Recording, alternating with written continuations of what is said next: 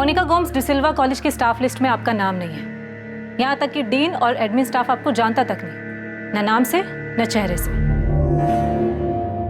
नताशा, अभी उसका सिर्फ एक झूठ पकड़ा गया है, आगे देखो और क्या क्या पता चलता है। तो अब आप कह रही हैं कि आप डिसिल्वा कॉलेज की स्टूडेंट हैं? नहीं, मैंने ये नहीं कहा। मैं तो ऑलरेडी ग्रेजुएट हूँ। पढ़ने का शौक है, इसलिए डिसिल्वा कॉलेज की लाइब्रेरी जाती हूँ। इनफैक्ट वही नहीं, और भी लाइब्रेरीज जाती हूँ। तो मिस्टर पॉल, आप भी यही कह रहे हैं कि आपको पता नहीं था कि मोनिका डिसिल्वा कॉलेज में पढ़ाती है? एक्चुअली सर, मुझे लगता था कि वो वहाँ पढ़ाती है, लेकिन उसने सामने से कभी कहा नहीं कि वो उस कॉलेज में प्रोफेसर है। और जब मैंने पूछा तो उसने बताया कि वो वहाँ सिर्फ लाइब्रेरी में पढ़ने जाती है। वो सही बोल रही हैं। हमारे लाइब्रेरियन मिसेस गायत्री कुंदनकर ने बताया कि मोनिका यहाँ लाइब्रेरी में रेगुलरली आती है। मिस्टर रसल, मोनिका ना तो स्टाफ में है ना स्टूडेंट है, फिर भी वो पिछले 15 सालों से रेगुलर यहाँ आ रही है। वो ऐसे कॉलेज में लाइब्रेरी में एंटर कैसे हो सकती है? आप लोगों ने अलाउ कैसे किया? मैं खुद ये सुनकर हैरान हूँ इंस्पेक्टर। अजीब बात है, मतलब कैसे कोई ऐसे झूठ बोल सकता है कि वो यहाँ टीचर है, और क्यों, जबकि उसका इस कॉलेज से कोई लेना देना ही नहीं।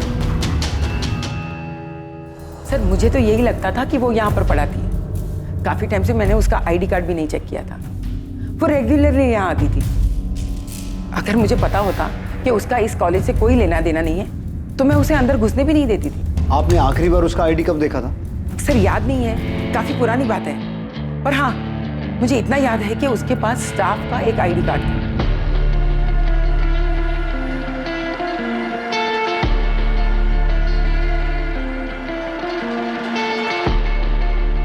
Good morning ma'am. मॉर्निंग।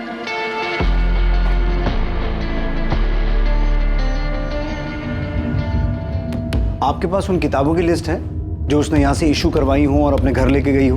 वो कोई भी किताब अपने घर नहीं ले जाती थी। जो भी किताब पढ़ती थी वो यहीं पर पढ़ती थी। बल्कि मैंने उसे 1-2 बार कहा भी था, मोनिका, मैंने देखा है तुम किताबें यहीं पर बैठकर पढ़ती हो, घर क्यों नहीं ले जाती? आराम से पढ़ लिया करो ना। मैडम, मुझे कोई भी काम अधूरा छोड़ना पसंद है, इसलिए यहीं पे पढ़ लेती हूँ। और वैसे भी घर पे और भी बहुत सारे काम होते हैं। मुझे भी ये समझ में नहीं आ रहा है कि ये हो कैसे सकता है। वो लाइब्रेरी में आती है, यहाँ तक कि हमारी सिक्योरिटी भी नहीं रोकती उसे यहाँ आने के लिए। उन्हें भी ये लगता है कि वो यहाँ पढ़ाती है। साहब, मैडम तो मेरे यहाँ पे नौकरी लगने से पहले से आती हैं, सब जानते हैं उन्हें साहब। कभी आई कार्ड चेक किया तुमने उनका? साहब, जिन टीचर को रोज आते जाते देखते हैं उनसे आईडी कार्ड कैसे मांगेंगे साहब?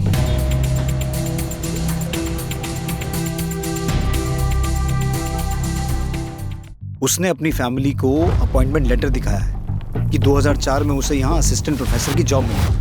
इंस्पेक्टर, उसने अपने फैमिली को जो भी कहा हो, मैं साबित कर सकता हूँ कि वो यहाँ टीचर कभी नहीं रही। पर ये कैसे पॉसिबल है? वो इतने आराम से कॉलेज में घुस जाती है, कोई उसका आई कार्ड चेक नहीं करता है, और ये काम वो पिछले 15 सालों से कर रही है।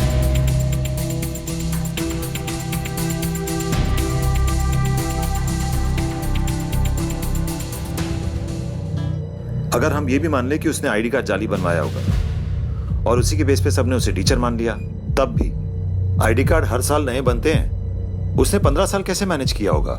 मिस्टर रसल, हमारे लिए ये जानना जरूरी है कि क्या मोनिका की पहुंच बैरामेक्सन तक हो सकती है या नहीं। लेकिन जब वो इतने सालों से आपके कॉलेज में, लाइब्रेरी में खुलेआम घूम सकती है, तो वो आपकी केमिस्ट्री लैब में भी जा सकती है, और वहां से बैरामेक्सन लेकर लैब से, कॉलेज से बाहर भी जा सकती है। ये इम्पॉसिबल है इंस्पेक्टर।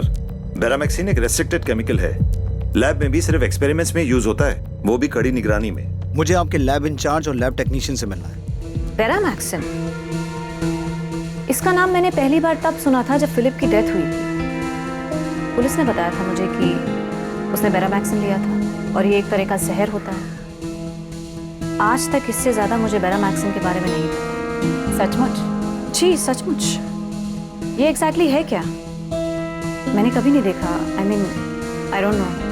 आप वाकई इतने अनजान हैं, फिर अनजान बनने का नाटक कर रही हैं। आप तो मुझे अच्छे से जानती भी नहीं है, फिर ऐसा क्यों सोच रही है मेरे बारे में?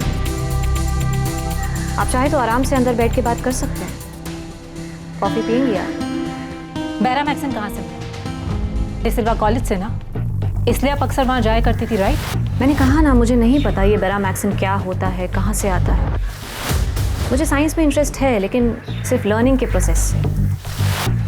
वैसे ये बैरामेक्सन होता क्या है? इंस्पेक्टर, ये हमारे लैब टेक्नीशियन दीपक मंदार, बीरेन चैटर्जी, ये दोनों 1999 से यहाँ काम कर रहे हैं। यहाँ स्टूडेंट्स जो केमिकल यूज़ करते हैं एक्सपेरिमेंट्स के लिए, आप उसके इंचार्ज हैं? Yes sir. सर हम बहुत सावधानी बरतते हैं सर। बेरामैक्सिन जैसे रेस्ट्रिक्टेड केमिकल का तो बहुत ध्यान रखते हैं। सर हम सब चेक करते हैं क्या एक्सपेरिमेंट है और कितनी मात्रा में केमिकल लगेगा सब। और सर जब हम लोग भी ड्यूटी से वापस घर जाते हैं तो सिक्योरिटी हमें भी चेक करते हैं। इंस्पेक्टर, मैं भी आपको यही बता रहा था कि ये पॉसिबल नहीं है। आप दोनों मोनिका गोम्स को जानते हैं? लाइब्रेरी में कई बार मुलाकात हुई है उनसे, कई बार बातें भी हुई हैं। मैं भी मिला हूँ सर उनसे कई बार, पर मुझे ये नहीं पता था कि वो केमिस्ट्री पढ़ाती है। मुझे लगा किसी और डिपार्टमेंट में। मोनिका से बेरामैक्सिन को लेकर कोई बात हुई है?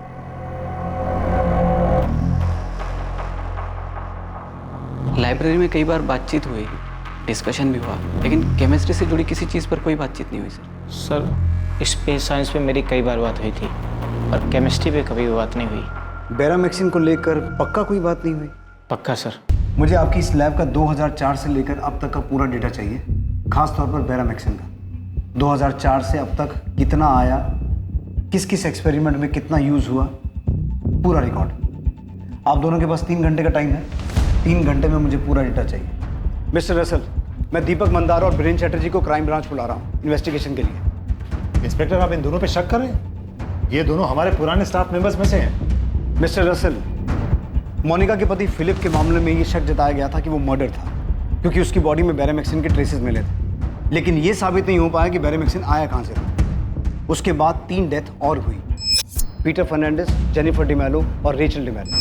और फिलिप की डेथ से पहले उसके घर में 2 डेथ्स और हुई थी, उसकी माँ मारिया गोम्स और उसके पिता अल्बर्ट गोम्स। 6 डेथ्स जिन्हें नेचुरल डेथ मान लिया गया था, अब उन्हें मर्डर की नज़र से देखा जा रहा है, क्योंकि ऐसा शक है कि सबके मर्डर में बेरामैक्सिन का इस्तेमाल हुआ होगा। और इन सभी केसेस में हमारी प्राइम सस्पेक्ट मोनिका है। अब ये तो साबित हो चुका है कि मोनिका फर्जी तरीके से आपके कॉलेज में घुसी थी, और मुझे पूरा यकीन है कि मोनिका को बेरामैक्सिन आपकी कॉलेज से ही मिला है। अब या तो उसने आपके कॉलेज की लैब से चुराया है, या फिर उसे ये आपके किसी टेक्नीशियन से मिला है, जिसने अनजाने में या फिर किसी लालच में आकर जानबूझकर उसे दे दिया।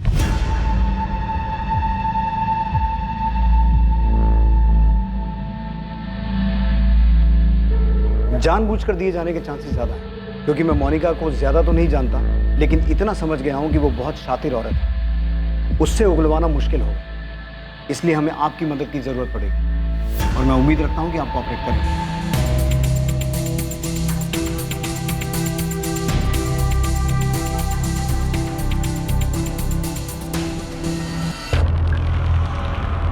भरत, इस सिल्वा कॉलेज की केमिस्ट्री लैब का डेटा चेक करने के लिए फौरन एक टीम बनाओ। सारा डेटा जल्द से जल्द एनालाइज करो। ठीक है सर, एक टीम बनाकर काम पे लगा देता हूँ। फिलहाल ये केस हमारे लिए सबसे अहम है, बाकी सभी केसेस साइड पे रखो। सर मैंने पॉल से भी बात की है, उसका कहना है कि उसे पता ही नहीं था कि मोनिका डिसिल्वा कॉलेज में प्रोफेसर है। झूठ बोल रहा है पॉल। उसकी 6 साल की बेटी और वाइफ भी बनी है। उससे हमें सिर्फ मोनिका के बारे में नहीं, बल्कि ये भी पूछताछ करनी है कि इस सब में उसका क्या रोल है।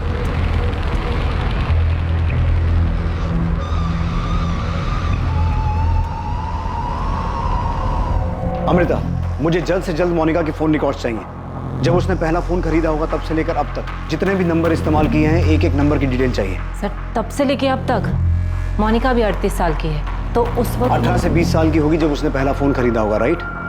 मतलब 2001 या 2 से लेकर अब तक। और पीछे जाना पड़े और पीछे जाओ, लेकिन एक एक नंबर की डिटेल निकालो। कॉलेज में फर्जी तरीके से घुसना, अपने आप को प्रोफेसर बताना, कॉलेज से बेरामैक्सिन चुराना, नकली पेपर्स बनवाना। मैं मानता हूँ कि बहुत शातिर औरत है, लेकिन इतना कुछ करने के लिए उसने किसी न किसी की मदद तो ली होगी। भरत, डिसिल्वा कॉलेज के डेटा पर टीम लगाने के बाद तुम्हारा अगला काम गांधीनगर एफएसएल से बात करना है, क्योंकि शायद फोरेंसिक से हमें ये पता चले कि जो 6 मौतें हुई वो नेचुरल थी या उन्हें जहर दिया गया था। मतलब फिलिप के अलावा वो 5 मौतें हैं जो पिछले 14 साल में हुई हैं। करेक्ट। और उसके तुरंत बाद तुम्हें मोनिका की हिस्ट्री भी निकालनी है। कौन है, कहाँ से आई, एक एक डिटेल चाहिए मुझे। 6 मौतें मतलब 6 मर्डर्स, जिसमें एक 6 साल की बच्ची भी है। ये औरत है क्या?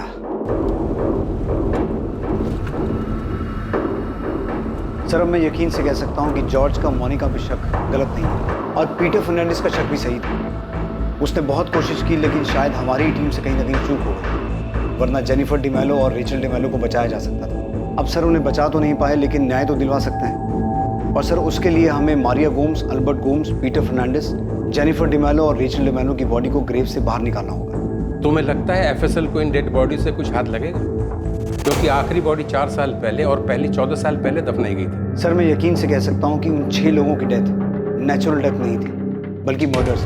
मैं जानता हूँ ये काफी चैलेंजिंग हो, लेकिन फिर भी लेट्स डू इट। तुम गड़े मुर्दे उखाड़ते और हम उस मुर्दे में जो कुछ बचा हुआ होता है उससे उसका पूरा इतिहास निकालते। डेड बॉडी निकालने की परमिशन के बाद मुझे बॉडीज निकालते वक्त आपकी टीम की जरूरत पड़ेगी। इन्फॉर्म कर देना, मेरी टीम वहां पहुंच जाएगी। मैं इस केस के ऊपर अभी मेरा काम शुरू कर देता हूँ। ये केस बहुत इंटरेस्टिंग होने वाला है। भावेश, मैंने तुम्हें एक नंबर भेजा है, जरा उसका पता लगा। ये एक नंबर है जो काफी टाइम से एक्टिव है। मैं जानती हूँ भावेश कि ये काम आसान नहीं है, लेकिन क्या करें, ये केस भी आर्कियोलॉजी के एक्सपेक्टेशन से कम नहीं है। अमृता जी, आप इस नंबर का 2003 से रिकॉर्ड मांग रहे हैं। ऊपर से इस नंबर पे जिससे बात हुई है उनका भी उतने साल पुराना रिकॉर्ड, और सर्वर में इतना डाटा मेंटेन थोड़ी होता है। अच्छा, जितना निकलता है उतना तो भेजो। डेड बॉडीज को खोद कर बाहर निकालने के लिए हमें मजिस्ट्रेट का ऑर्डर लगेगा। मैं आज ही लेटर भेजता हूँ। जितनी जल्दी परमिशन मिलेगी उतना अच्छा है। मैं चर्च अथॉरिटी से बात करता हूँ, अगर वहाँ से भी किसी तरह की परमिशन की ज़रूरत है तो ले लेता हूँ। पर साथ साथ तुम्हें ये भी पता करना होगा कि मोनिका को बैरामैक्सिन मिला कहाँ से, क्योंकि अगर 14 साल पुरानी डेड बॉडी से कुछ नहीं मिला तो हमें बैरामैक्सिन के सोर्स को ही ट्रैक करना होगा।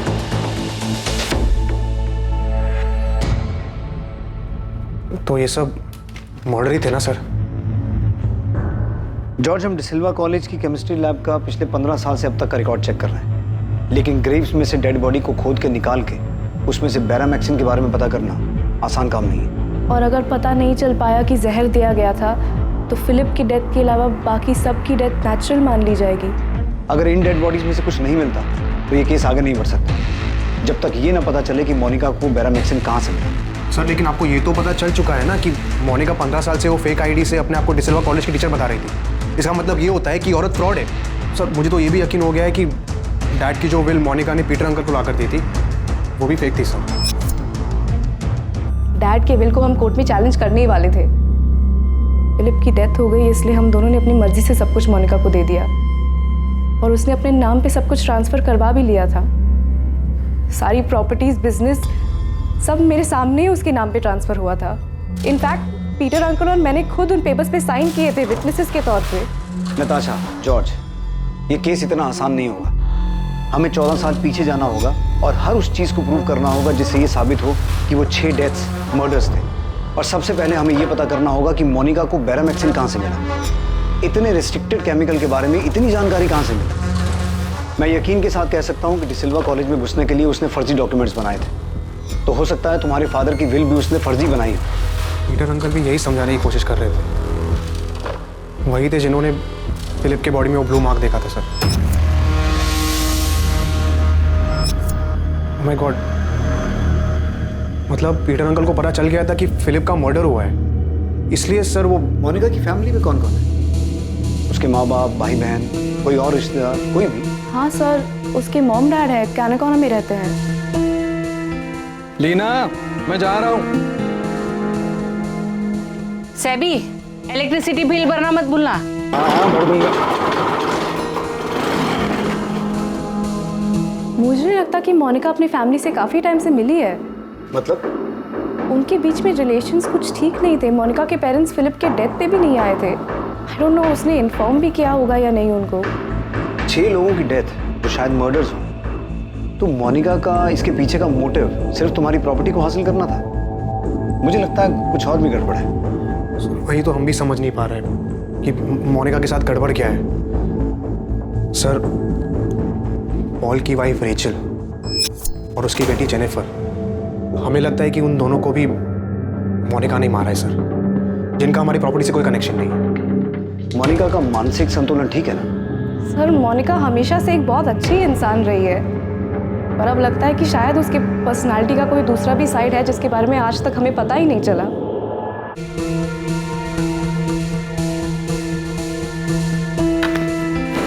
क्या हुआ पॉल?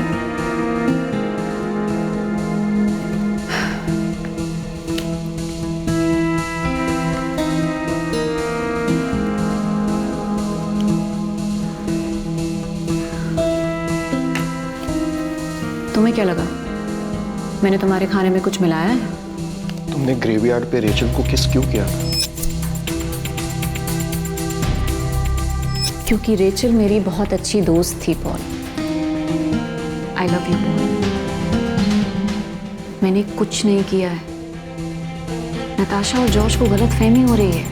पॉल, मैं प्यार का दिखावा नहीं कर सकती, लेकिन मैं उन सब से प्यार करती थी जिन्हें मैंने खोया है।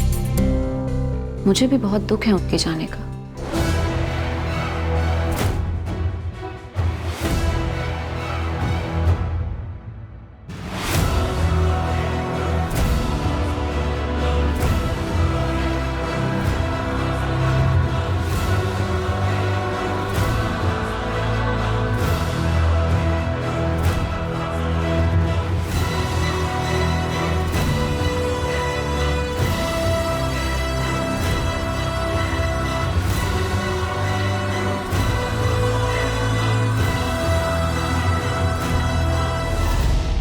क्राइम ब्रांच की स्पेशल टीम डिसिल्वा कॉलेज की केमिस्ट्री लैब का 2004 से अब तक का डेटा बहुत बारीकी से जांच रही थी कि बेरामैक्सिन कब कितनी मात्रा में आया और कहां-कहां इस्तेमाल हुआ।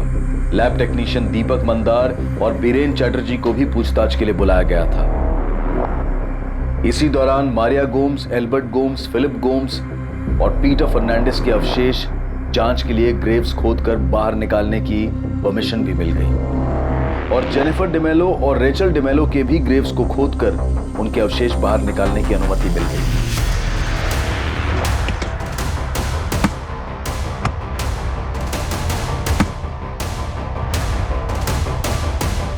सर, मोनिका के भी रीसेंट फोन रिकॉर्ड से पता चला है कि मोनिका के अपने फैमिली मेंबर नताशा और जॉर्ज के अलावा एक प्रशांत कदम नाम के आदमी से लगातार बातचीत रही है। एक ही नाम मिला है? जी सर।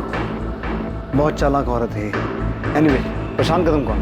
सर, पॉलिटिकल वर्कर है कलंगुट से। प्रशांत बहुत पॉलिटिकल वर्कर है, कलंगुट में पार्टी का काम देखता है, सॉलिड आदमी है, अच्छी पहुंच है उसकी।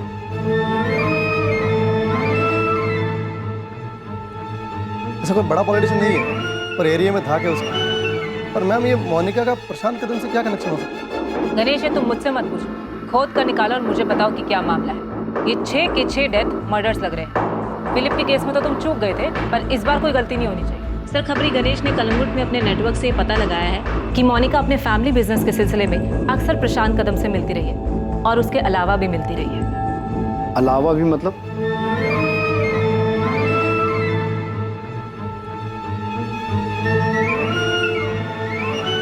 सर, एक्चुअली कलंगुट में प्रशांत कदम का एक छोटा सा होटल है। सालों से मोनिका और प्रशांत वहाँ मिल रहे हैं। अब मोनिका को उठाकर पूछेंगे तो जाहिर सी बात है वो कहेगी ये बिजनेस मीटिंग थी, भले ही उसके प्रशांत कदम के साथ अवैध शारीरिक संबंध रहे। लेकिन हमारा उसकी पर्सनल लाइफ में कोई इंटरेस्ट नहीं है। लेकिन हमारे लिए ये जानना जरूरी है कि प्रशांत कदम उन 6 लोगों की डेथ या उनके मर्डर्स के बारे में कितना जानता है। उसे उठाकर सीधा सवाल करे तो? सीधा उठाकर सवाल पूछने की बजाय कोई दूसरा रास्ता ढूंढना होगा।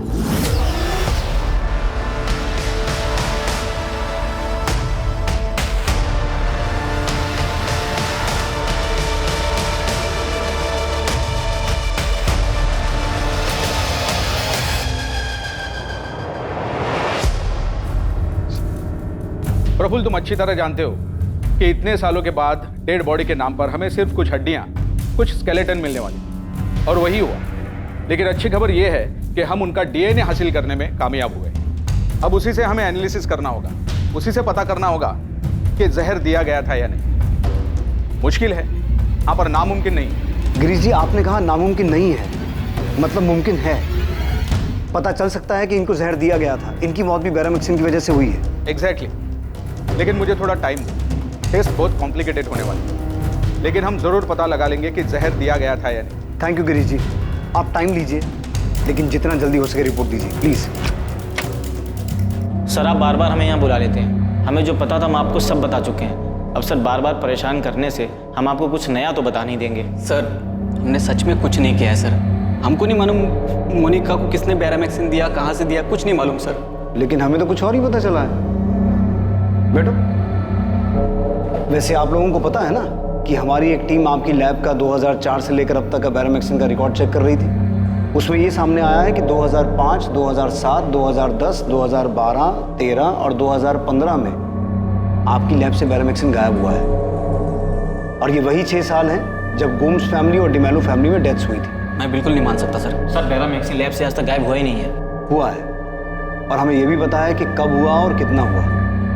हमें तो ये भी पता चला है कि मोनिका को कैसे पता चला कि कितनी मात्रा में बैरामिक्सिन देना है जिससे दिल का दौरा तो पड़े लेकिन जांच में सामने ना आए। थैंकफुली उस दिन तब तक हमने फिलिप की बॉडी उसकी फैमिली को हैंडओवर नहीं की थी और उसी वक्त पीटर फर्नांडिस ने नोटिस किया कि फिलिप की बॉडी नीली पड़ रही है। डॉक्टर प्रांस भाई, मैंने उन सभी डॉक्टर से बात की है जिन्होंने बाकी लोगों के केस हैंडल किए थे, लेकिन उनमें से कोई भी डॉक्टर ये पता नहीं लगा पाया कि उन्हें जहर दिया गया था। इंस्पेक्टर, जैसे कि मैंने बताया, इसमें 2 वजह हो सकती है। पहली ये कि उसे जहर दिया ही नहीं गया हो। ये तो इम्पॉसिबल है, क्योंकि मोनिका गुम्स के बारे में जो भी सच सामने आया है वो आम बात नहीं है।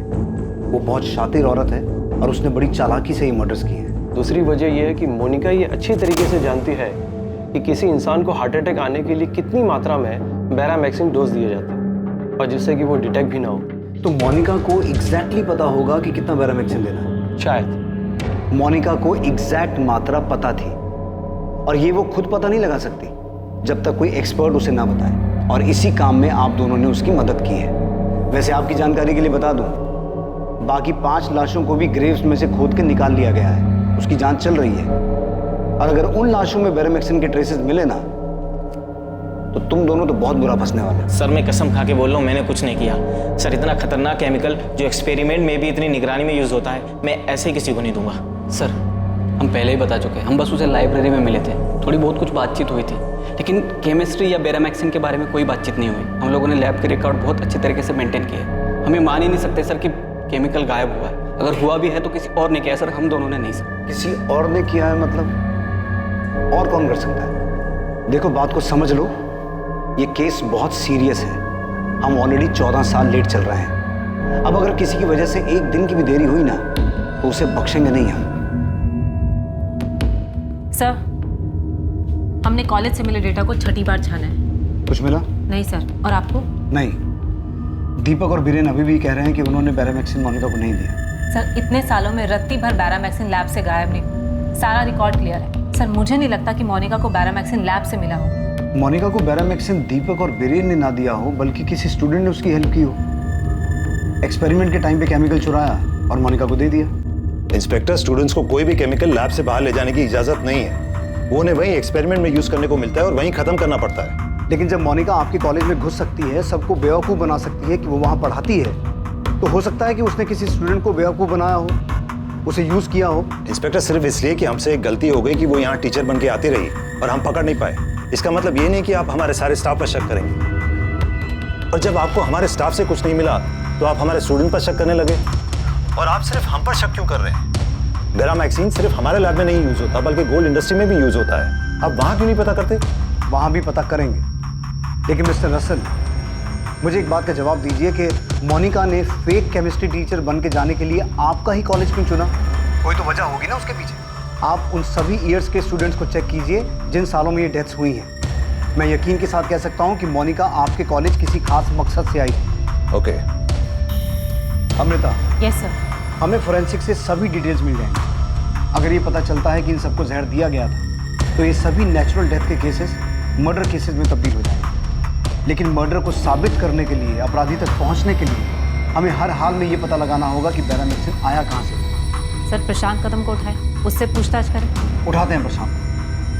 भरत कहाँ है? सर, वो मोनिका के मम्मी पापा से मिलने कैना कोना गया। मुझे कैना कोना में मोनिका के पेरेंट्स के घर का एड्रेस मिल गया है। मैं थोड़ी देर में वहाँ पहुँच जाऊँगा। खबरी गणेश ने मेरी मधुकर सावंत से बात करवाई है। वो मोनिका और उसकी फैमिली को बचपन से जानता है। थोड़ी देर में उनसे बात करने वाला हूँ। गुड, मुझे यही पता करना था। भरत, पहले मधुकर से बात करो। फिलहाल मोनिका के माँ बाप से कुछ पूछताछ मत करना, वरना मोनिका अलर्ट हो जाएगी। मम्मा। यस बेटा। नताशा आंटी और जॉर्ज अंकल कह रहे थे कि बेटा उनकी बातों पर ध्यान मत दो, उनकी बातों का कोई मतलब नहीं। पर मम्मी वो पापा के बारे में बात कर रहे थे। जेम्स, वो दोनों बहुत परेशान है बेटा। तुम टेंशन मत लो, मैं उनसे बात करती हूँ, उनकी परेशानी दूर कर दूँगी।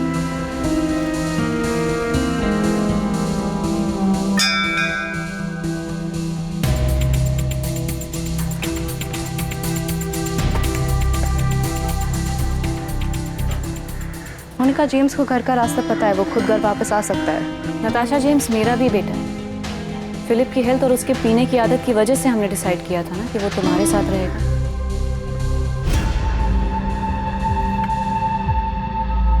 नताशा, तुम और जॉर्ज जो कर रहे हो ना मेरे साथ, वो ठीक नहीं है। और जो तुमने किया वो सही था। इतने सालों तक तुम झूठ बोलती आ रही हो कि तुम कॉलेज में प्रोफेसर हो। क्यों? क्या जरूरत थी? तुम कर क्या रही थी मोनिका?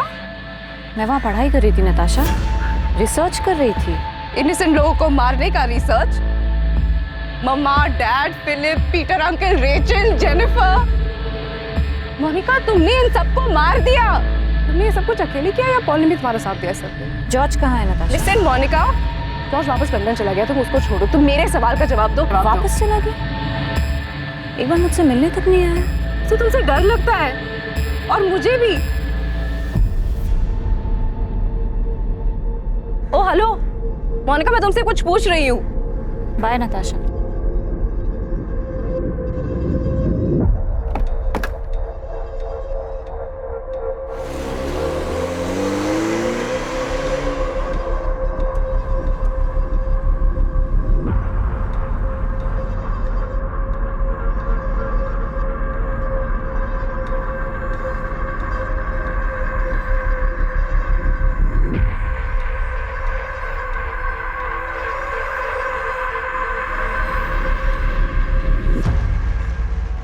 हाँ जानता हूँ मोनिका, कई साल से जानता हूँ। तो चलो फिर तुमसे कुछ पूछताछ कर लेते हैं। इस बारे में काफ़ी टच में हो मोनिका, तो जानते ही होगे किस बारे में बात करनी। वैसे तुम्हारे पार्टी प्रमुख से बात हो गई, अगर इस सब में तुम्हारा कोई हाथ है तो हम तुम्हें अरेस्ट कर सकते हैं। चलो। हेलो। प्रशांत कदम बहुत कुछ जानता था। इस मामले में उसकी भूमिका होने के भी काफी आसार थे, पर बावजूद इस सब के उसे तोड़ना पुलिस के लिए आसान नहीं था। दूसरी तरफ कैनाकोना में पुलिस मधुकर सावंत से मोनिका के अतीत के बारे में बहुत कुछ सनसनीखेज जानने वाली थी। आइए मधुकर।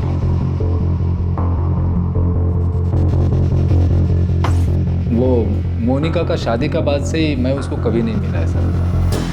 और उसका माँ बाप सेबेस्टियन और लीना, वो भी कभी कभार ही मिले होंगे।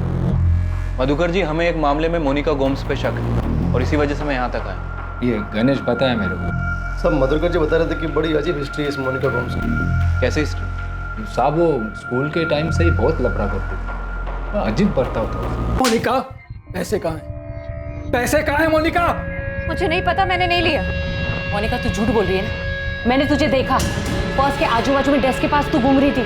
मैंने तुझे पूछा ना कि तू क्या कर रही है, तूने क्या बोला मुझे? कि तू बुक ढूंढ रही है। तूने मुझे झूठ बोला ना? मैं बुक ढूंढ रही थी।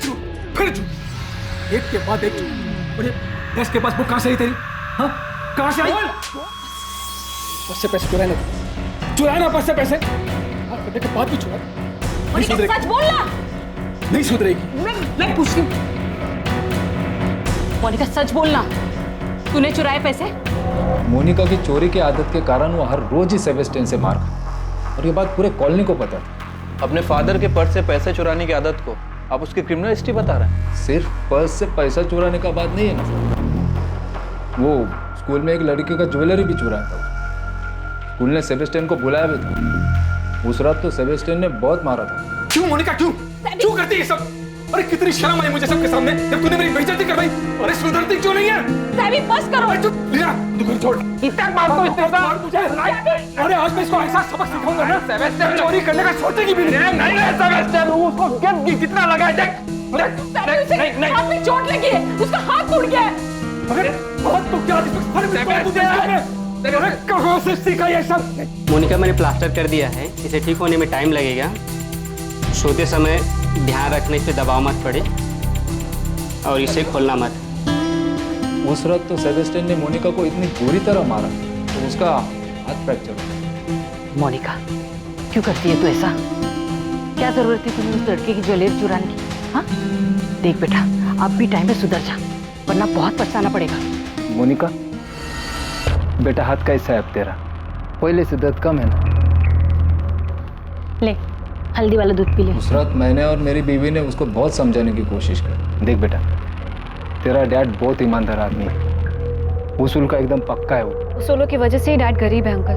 अरे ऐसे नहीं बोलते, उसी की ईमानदारी की कमाई से तेरा घर चल रहा है ना? सिर्फ घर ही चल रहा है ना आंटी, 2 टाइम का खाना मिल रहा है बस। चोरी करना जुर्म है, क्राइम है, एक बहुत बुरी आदत है। अगर ये आदत तूने नहीं छोड़ी ना तो एक दिन तुझे एक दिन मेरे पास बहुत सारा पैसा होगा अंकल, मैं बहुत अमीर बन जाऊंगी, जो चाहूंगी वो खरीद पाऊंगी, किसी के सहारे नहीं रहूंगी। तेरा डैड जो भी कर रहा है तेरे अच्छे के लिए कर रहा है। हमने उसको अपनी तरफ से बहुत समझा है, उसका माँ बाप ने भी उसको समझा। देखकर ऐसा लगने लगा था कि वो सुधर गई, खास करके फिलिप से शादी के बाद। हालांकि सब लोग हैरान थे कि इतना अमीर घर का लड़का फिलिप को ये मिडिल क्लास लड़की मोनिका से प्यार कैसा हो। हाँ, पर एक ऐसी शादी थी साहब जिससे सारा कॉलोनी खुश।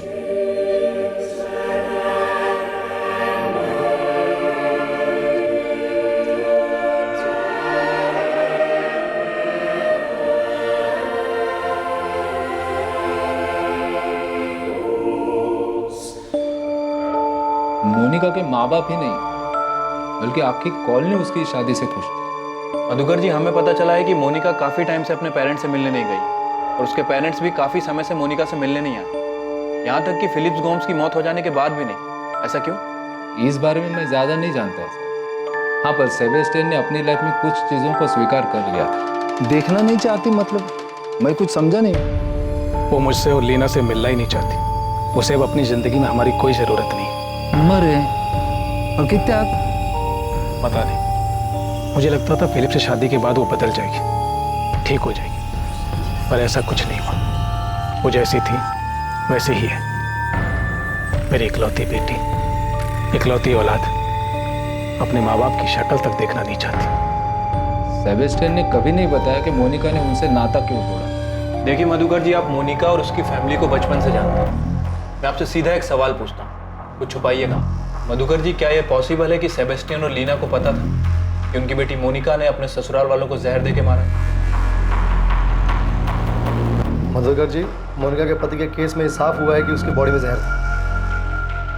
भी साहब, मेरे को सेबेस्टियन, लीना और मोनिका के बारे में जितना भी मालूम था ना, मैंने आपको बता था। अब ये सेबेस्टियन और लीना उसके बारे में क्या जानता है क्या नहीं जानता है वो मेरे को नहीं मालूम।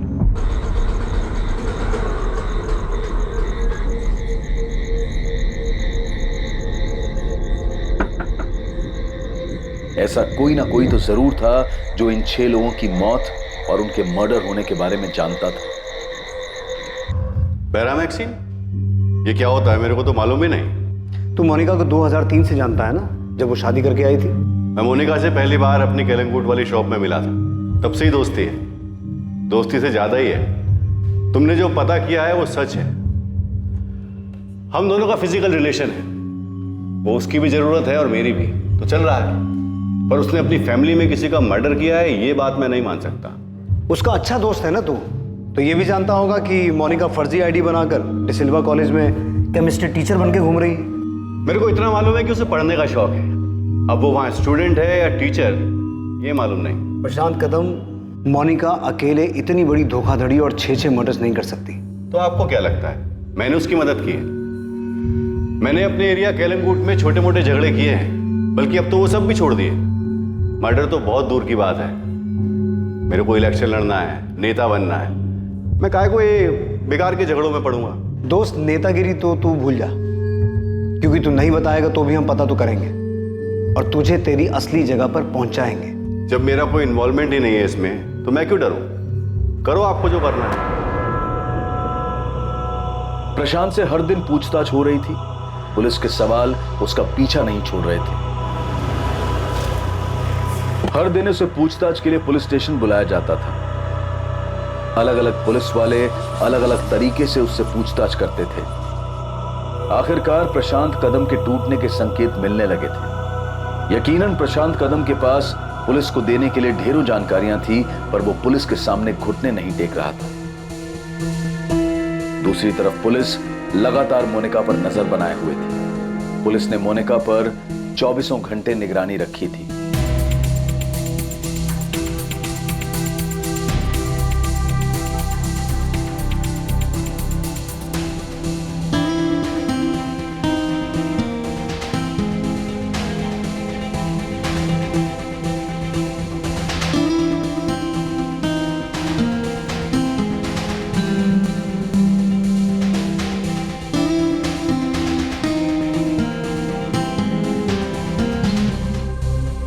मिस हो गया सर। जब तक मैं वहां पहुंचता उससे पहले किसी और ने पीसीओ इस्तेमाल कर लिया था, इसलिए सर रीडायल करने का कोई मतलब नहीं बनता था। लेकिन शरद, ये तो कंफर्म है ना कि मोनिका ने वहां से किसी को फोन किया और उसकी बात भी हुई?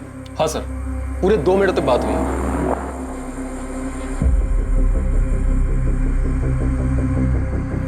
मोनिका ने 1:30 पे कॉल किया था। सर ये है उस पीसीओ का नंबर जहां से उसने कॉल किया था। अमृता, इस लैंडलाइन नंबर के कॉल रिकॉर्ड्स मंगवाओ। ये जानना बहुत जरूरी है कि उसने किसको कॉल किया था। जी सर। पर भाऊ, इसमें मेरा कोई हाथ नहीं है। मैंने कोई बैरामैक्सिन या ऐसा कुछ भी सप्लाई नहीं किया है। देख प्रशांत, तू पार्टी मेंबर है और इस औरत पे पुलिस को 1 नहीं 6 मर्डर का शक है। ऐसा नहीं होगा पार्टी को इसकी या तेरी वजह से। भाऊ, ऐसा कुछ नहीं होगा। मेरा ये मर्डर में कोई हाथ नहीं है। तो जिसमें भी तेरा हाथ है, तूने उसकी जो भी जिस भी तरह की मदद की है, जाके पुलिस को बता दे। मेरी बात तो सुनो, मैंने उसको थोड़ी मदद की है, लेकिन मुझे नहीं पता था कि उसने ये सब। प्रशांत, मेरे को सुनाने का मतलब नहीं है। तुझे जो बताना है, जो कहना है, पुलिस को जाके कह। पुलिस के लिए ये एक बड़ी सफलता होने वाली थी कि प्रशांत बयान देने और सच बताने के लिए तैयार हो गया था। वो जुर्म जिसकी शुरुआत 14 साल पहले हुई थी, अब अपने असली चेहरे के साथ सामने आने वाला था।